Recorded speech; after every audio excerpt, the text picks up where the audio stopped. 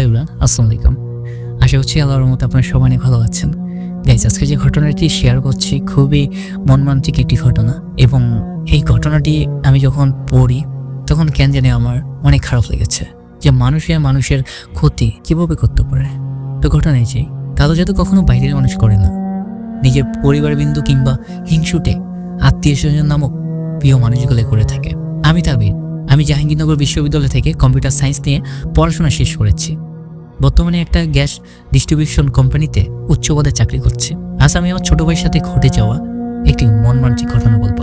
আমরা 4 সদস্য ছোট পরিবার ছিলাম, আমি, আব্বু আম্মু আর আমার আদরের ছোট ভাই নিবিড়। নিবিড়কে আমি অনেক ভালোবাসতাম। এই পৃথিবীতে আমার ছোট ভাইটা আমার বাবা মায়ের চেয়ে একটু বেশি আদরের ছিল, যাকে হারানোর কথা আমি চিন্তা করিনি। আমি খুবই স্বার্থপর মানুষ ছিলাম, কিন্তু কখনো নিবিড়ের সাথে স্বার্থপরতার কথা চিন্তা করিনি। আমি তখন মেস থেকে পড়াশোনা করতাম, বিশ্ববিদ্যালয় থেকে ছুটি পেলে বাসায় বেড়াতে আসতাম। আমার পিতৃক বাড়ি চট্টগ্রাম শহরে, আমার দাদার বাড়ি কুতুবদিয়া। আমরা প্রত্যেক বছর ঈদের ভেতর, ঈদুল আজহা, বর্ষা ঋতু আর শীতের ঋতুতে কিংবা বাড়িতে কোনো অনুষ্ঠান উৎসব হলে চলে যেতাম। 27 জুন 2014 সেদিন আমি ল্যাপটপ নিয়ে গ্রাফিক্সের কাজ করছিলাম। হঠাৎ দেখি আমার আম্মু আমাকে জরুরি ভিত্তিতে বাড়িতে যেতে।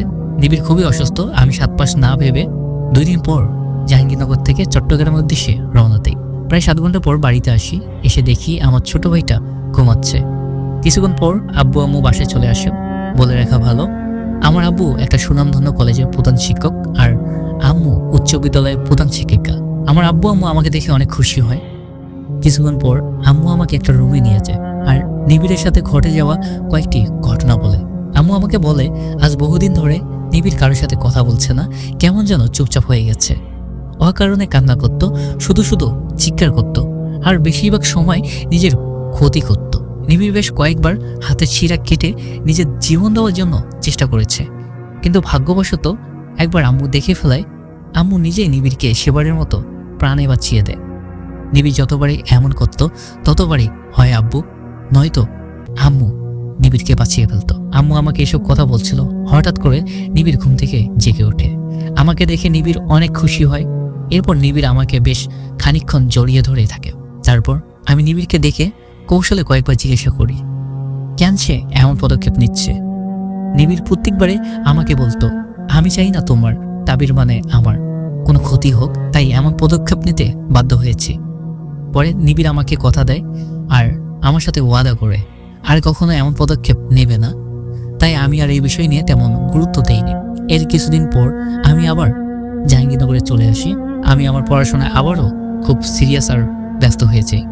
তারপরও আমি প্রত্যেক দিন নিবিড় আর আব্বুর সাথে কথা বলতাম। 28 জুন 2014 সেদিন বিশ্ববিদ্যালয় থেকে ঘোষণা দেয় যে আগামী 6 জুলাই থেকে 20 জুলাই পর্যন্ত বিশ্ববিদ্যালয়ের সকল কার্যক্রম স্থগিত থাকবে। তারপর আমি বাসায় আসার পরিকল্পনা করি। এবার কেউকে না জানিয়ে বাড়িতে যাব। 2 জুলাই 2014 সেদিন ভোরবেলা আমার আব্বু আমাকে ফোন দিয়ে বলে, নিবিড় আর নেই।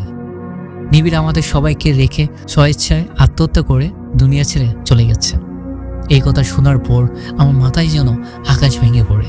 এরপর আমি আর আমার কিছু বন্ধুবান্ধব মিলে চট্টগ্রামে বাড়ির উদ্দেশ্যে রওনা দেই। রাস্তা ফাঁকা থাকায় মাত্র 4 ঘন্টায় বাড়িতে পৌঁছে গেছি। বাসায় গিয়ে দেখি আমার আম্মু সোফার ওপাশে বসে কান্না করছে। আমার বাবা সোফার উপর মনমরা হয়ে বসে আছে। নিবিড়ের রুমে গিয়ে দেখি আমার ছোট ভাইয়ের দেহটা ঝুলন্ত ফ্যানের সাথে চলছে। আমাদের বাসায় কিছু আত্মীয় স্বজন চলে আসছে। এসে আমার আব্বু আমাকে সান্ত্বনা দিচ্ছিল। তারপর অনেক তদন্ত করার পর সবাই সিদ্ধান্ত নেয় যে আমার ছোট ভাইকে গ্রামের বাড়িতে দাফন করবে। আমরা সবাই নিবিড়কে গ্রামের বাড়িতে নিয়ে যাই। ওখানে নিবিড়কে আমাদের পারিবারিক কবরস্থানে দাফন করে দেই। নিবিড়ের মৃত্যু শোকটা আমার আম্মু সইতে পারেনি। নিবিড়ের মৃত্যুর পর থেকে আমার আম্মু মানসিক এবং শারীরিকভাবে খুব অসুস্থ হয়ে গিয়েছিল। আমি আর আমার আব্বুও মানসিকভাবে খুবই অসুস্থ হয়ে গিয়েছিলাম, যেহেতু নিবিড় আমাদের খুবই আদরের ছিল। নিবিড়ের মৃত্যুর পর 1 মাস 15 দিন পর আমার আম্মু কিছুটা সুস্থ হতে থাকে, আবার বিদ্যালয়ে কাজে যোগ দেয়। আমার আব্বুও স্বাভাবিকভাবে সুস্থ হয়ে গেছে, কিন্তু আমি পুরোপুরি মানসিকভাবে সুস্থ হতে পারিনি। নিবিড়ের কথা মনে পড়লে আমার খুব কান্না আসতো, বুকটা দুমড়ে মুছড়ে যেত। ঠিক এর কিছুদিন পর আমার বিশ্ববিদ্যালয় থেকে পরীক্ষার নোটিশ আসে। প্রথমে আমি যাওয়ার জন্য রাজি না হলেও আমার আব্বু আম্মু অনেক বুঝিয়ে শুনিয়ে আমাকে রাজি করায়। তারপর আমি চট্টগ্রাম থেকে জাহাঙ্গীরনগরে চলে আসি। ঠিক এর 6 মাস পর আবার বিশ্ববিদ্যালয় থেকে ছুটি পেয়েছি। এবারও বাসায় চলে আসছি। বাসায় আসার পরও আমার মনটা কেমন যেন খারাপ হতে থাকে। এক প্রকার ঘরের মধ্যে থাকি। আমি প্রায় নিবিড়ের রুমে সময় কাটাতাম। হঠাৎ একদিন আমি লক্ষ্য করি নিবিড়ের রুমের দরজার উপাশে একটা লাল সুতায় বাঁধা তাবিজ পড়ে আছে। আমি এরপর পুরো বাড়িটা তদন্ত করে 15টার মতো তাবিজ পেয়েছিলাম। আমি এই বিষয়টা তৎক্ষণিক আমাদের সুপরিচিত একজন আলেমকে জানাই। আলেম হুজুর আমাকে এর 2 দিন পর আসতে বলে, তাবিজগুলো আমার সাথে রাখতে বলে। আমি হুজুরের কথা মতো 2 দিন পর আবারও তাবিজ নিয়ে আসি। তাবিজে পরীক্ষা নিরীক্ষা করার পর হুজুর বলে আমার ছোট ভাইকে আর আমার আম্মুকে জটিলভাবে কালো জাদু করা হয়েছে। আমার ছোট ভাইকে করা হয়েছে সিংহরণের জাদু আর মরণ জাদু, আর আমার আম্মুকে করা হয়েছে বিচ্ছেতার অসুস্থতার জাদু। আমার আম্মু সবসময় নামাজ কালাম দোয়া দুরূদ পড়ত, তাই আম্মুর উপর করা তাবিজ কোনো প্রভাব ফেলেনি।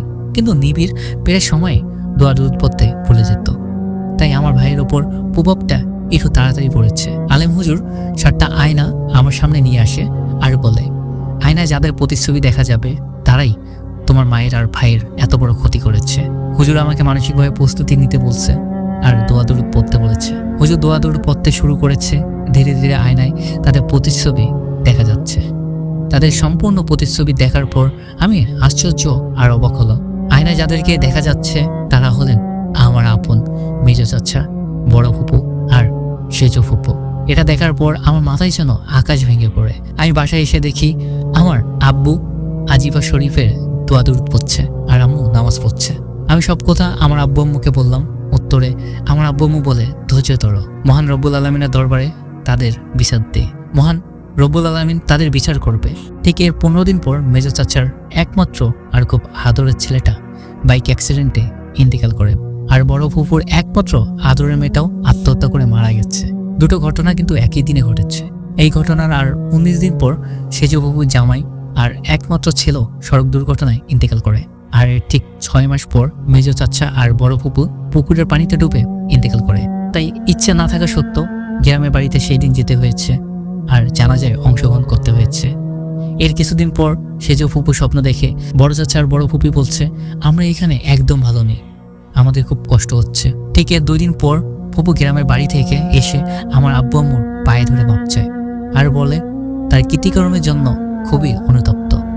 আব্বু আম্মু জিজ্ঞাসা করে তারা এমন জঘন্য কাজ কেন করলো? উত্তরে সেজ ফুপু বলল, মেজ ভাই আর বড় আপা, আমি সম্পত্তির জন্য এমন পাপ করতে বাধ্য হয়েছি। আমার আব্বু আম্মু আর আমি সেজ ফুপুর সাথে আর কোনো কথাই বলিনি। গাইস, এই বলে তাবিজ তার ঘটনাটি শেষ করেছেন। ঘটনাটি আপনাদের কেমন লাগলো অবশ্যই কমেন্টে জানাবেন। আর দেখা হচ্ছে সুন্দর একটি নতুন ঘটনায়। আল্লাহ হাফেজ।